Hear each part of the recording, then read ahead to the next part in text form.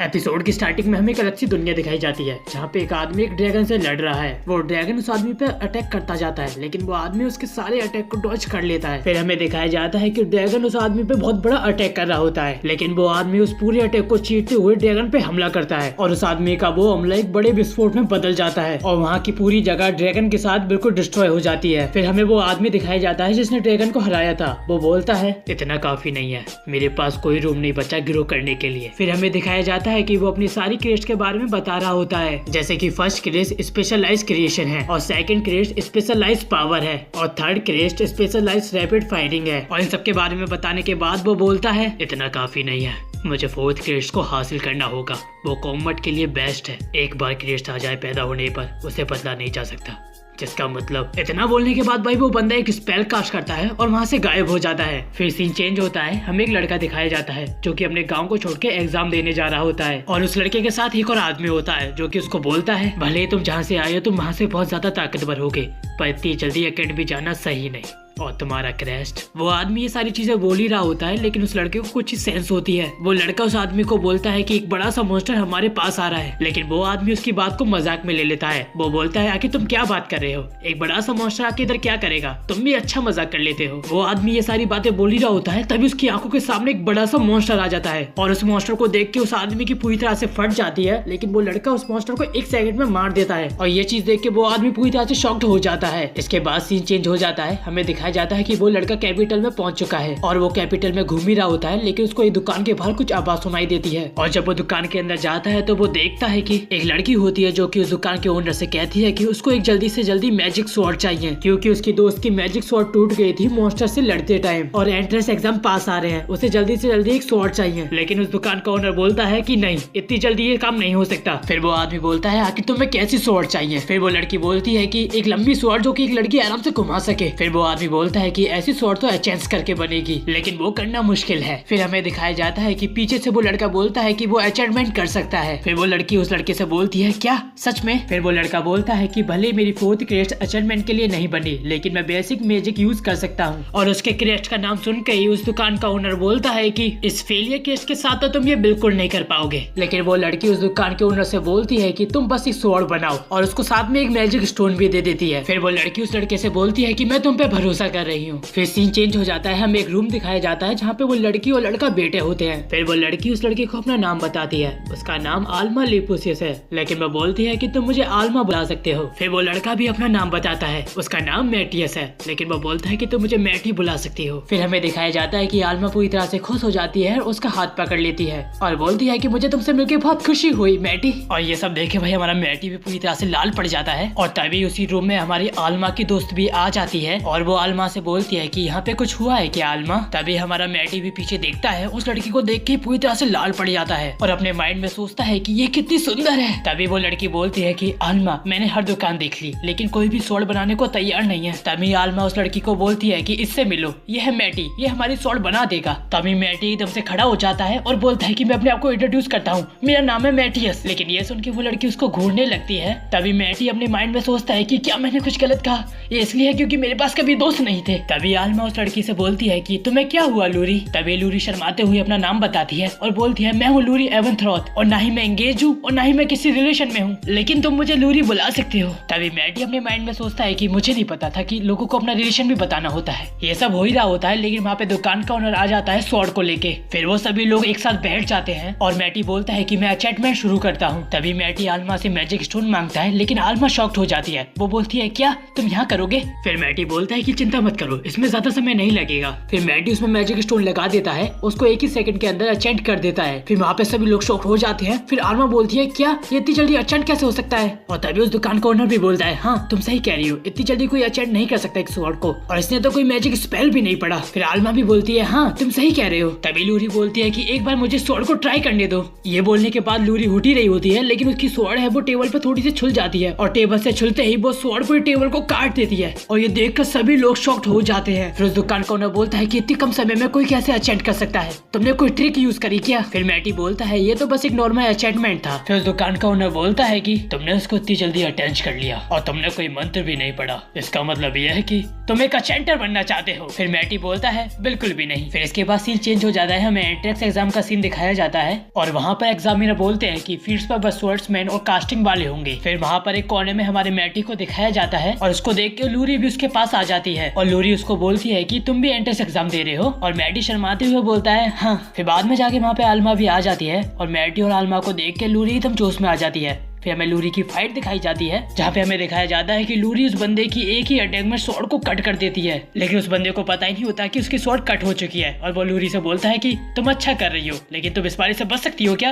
तभी उस बंदे को पता चलता है कि उसकी स्वॉर्ड कट चुकी है और वो पूरी तरह से शॉक्ड हो जाता है। फिर लूरी उसकी नेक पे अपनी स्वॉर्ड रख देती है और वो बंदा बोलता है हाँ मैं हार गया। और मैच को जीतने के बाद लूरी मैटी और आलमा के पास आती है और मैटी को शुक्रिया बोलती है कि मैं तुम्हारी स्वॉर्ड के बिना ये नहीं कर पाती, तो तुम्हारा शुक्रिया मैटी। और ये सब सुन के मैटी भी शर्मा जाता है। फिर हमारे मैटियस को भी मैच के लिए बुला लिया जाता है। तभी हमारा मैटी फील्ड पर चला जाता है और बोलता है कि यहाँ पे एग्जामिनर कहाँ पर है। तभी मैटियस के सामने एक बंदा आ जाता है और बोलता है कि मैटियस, मैंने सुना है तुमने लूरी एमेथ्रोथ की स्वॉर्ड बनाई थी। ये सुन के हमारा मैटी बोलता है पर तुम कौन हो? फिर वो बोलता है कि तुम्हें कोई एग्जामिनर से ऊपर वाला चाहिए था ना, तो फिर मैं तुमसे लड़ूंगा। मैं देखना चाहता हूँ कि तुम्हारे पिता कैस्टोर ने तुम्हें क्या सिखाया है। ये सुन के मैटी एकदम शॉक्ड हो जाता है और बोलता है क्या आप मेरे पिता को जानते हैं? तो वो बोलता है हाँ, अगर तुम मेरे सामने टिक पाए तो मैं तुम्हें दूसरे टेस्ट के स्कोर बिना ही देके तुम्हें पास कर दूंगा। फिर मैटी भी इस चीज के लिए तैयार हो जाता है और बोलता है ठीक है। और ये बोलते ही भाई इन दोनों की फाइट चालू हो जाती है। उन दोनों की फाइट देख के भाई सभी लोग शॉक हो जाते हैं और मैटी कुछ सेकंड के अंदर ही उसको हरा देता है। फिर यहाँ पे सीन चेंज हो जाता है। फिर यहाँ पे मैजिक वाला एग्जाम शुरू हो जाता है और यहाँ पे सबसे पहले लूरी आती है और एग्जामिनर लूरी से बोलता है कि तुम्हें अपने फायर मैजिक से इन 5 टारगेट को नीचे गिराना है। और लूरी अपने फायर मैजिक से 5 टारगेट को नीचे गिरा देती है और ये देख के सब बहुत ज्यादा शॉक हो जाते हैं और बोलते हैं क्या यही है क्रेस्ट ऑफ ग्लोरी की पावर? काश मैं भी क्रेस्ट ऑफ ग्लोरी के साथ पैदा हुआ होता। तभी हमारे मैटी की भी बारी आ जाती है। तभी मैटी टीचर से बोलता है टीचर क्या हमें इसे फायर मैजिक से ही गिराना होगा? टीचर बोलते हैं कि ये तो वैसे एक नॉर्मल स्पेल है। तभी टीचर को ध्यान आता है कि उसके पास क्रेस्ट ऑफ फेलियर है। फिर टीचर बोलते हैं कि अगर तुम्हें किसी और तरीके से ट्राई करना है तो तुम कर सकते हो। तभी मैटी एक बड़ा सा स्पेल क्रिएट कर देता है और ये देख के भाई टीचर एकदम शॉक्ड हो जाते हैं। और मैटी जब उस स्पेल को रिलीज करता है तो भाई उससे पूरी जगह डिस्ट्रॉय हो जाती है। फिर मैटी अपने मन में बोलता है क्या मैंने कुछ ज्यादा ही कर दिया। तभी सीन चेंज हो जाता है, हमें मैटी दिखाया जाता है जो कि अपने स्कूल के हॉल में चल रहा होता है और उसके सामने आलमा और लूरी आ जाते हैं। मैटी लूरी को देख के अपने मन में सोचता है कि यूनिफॉर्म में लूरी कितनी ज्यादा सुंदर लग रही है और वो दोनों एक दूसरे को देख के शर्मा रहे होते हैं। तभी आलमा उन्हें देख के बोलती है क्या हुआ तुम दोनों को? इससे वो और ज्यादा शर्मा जाते हैं और हमारा मैटी बोलता है हमें ओपनिंग सेरेमनी में जाना चाहिए। तभी हमें ओपनिंग सेरेमनी वाली जगह दिखाई जाती है और वहाँ पे हमें स्कूल के हेडमास्टर दिखाए जाते हैं और वो बोलते हैं मैं हूँ एंड्रू रड,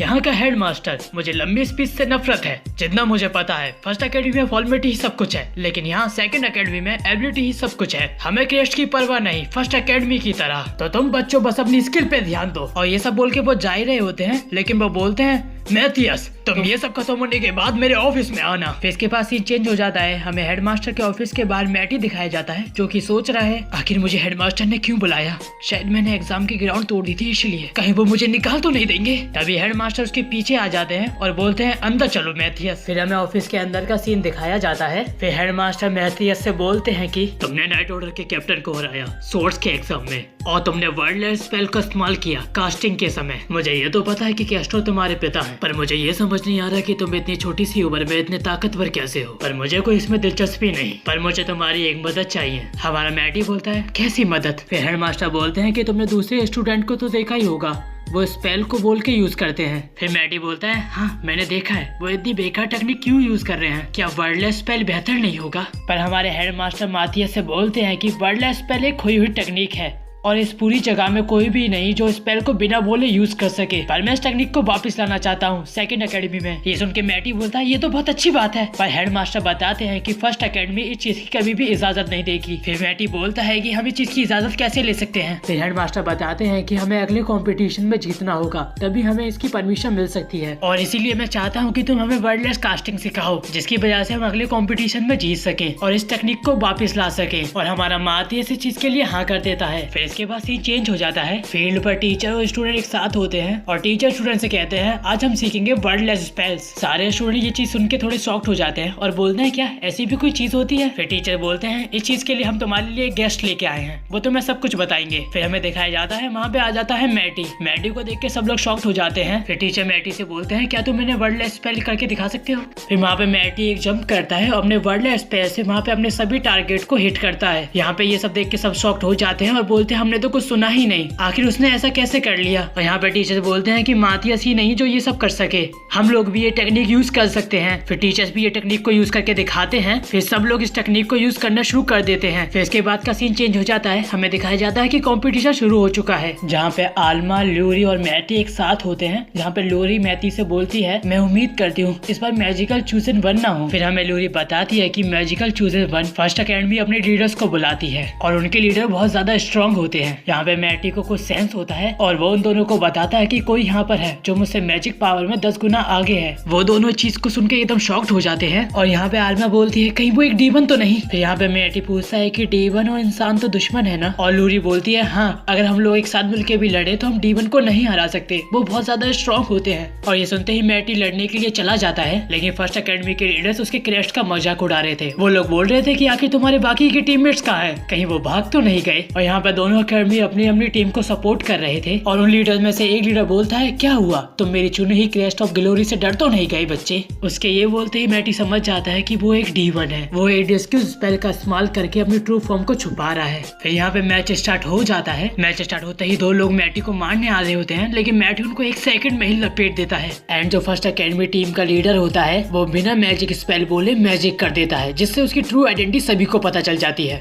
और साथ में हमें ये भी पता चलता है कि डीमस ने क्या क्या करा है, जैसे वर्डलेस स्पेल को ट्री से हटाना और फोर्थ क्रेड्स को इतना ज्यादा कमजोर बताना, ये सब डीमस ने ही करा है जिससे इंसान कमजोर रहे। और ये लड़ाई ऐसी हो रही होती है, लेकिन हमारा जो मैटी है वो डीमन को थोड़ी सी चोट पहुंचा देता है, जिससे उसकी ट्रू फॉर्म बाहर आ जाती है और उसकी ट्रू फॉर्म सभी लोग देख लेते हैं और बहुत ज्यादा शॉक्ड हो जाते हैं, एक डीमन इंसान के बीच में कर क्या रहा है। और जो हमारे हेडमास्टर होते हैं वो बोलते हैं जल्दी नाइट्स को बुलाओ और यहाँ से सभी बच्चों को बाहर निकालो। वो डीमन वहाँ से भाग रहा होता है, लेकिन हमारा मैट कैरेक्टर उसको पीछे से एक हमला कर देता है जिससे वो मर जाता है। और ये सब कुछ देख के हमारे हेडमास्टर भी शॉक हो जाते हैं और बोलते हैं क्या उसने एक डीमन को हरा दिया। और ये एपिसोड यहीं पर खत्म हो जाता है। सो हेलो गाइस, मुझे पता है तुम सब ब्लैक सबनर के एपिसोड का वेट कर रहे हो, लेकिन चिंता मत करो, वो भी बहुत जल्दी आ जाएगा। बाकी मुझे कमेंट में जरूर बताना ये एपिसोड आपको कैसा लगा और आपको इसके आगे एपिसोड चाहिए या नहीं। बाकी मैं मिलता हूँ आपको नेक्स्ट एपिसोड में, तब तक के लिए बाय।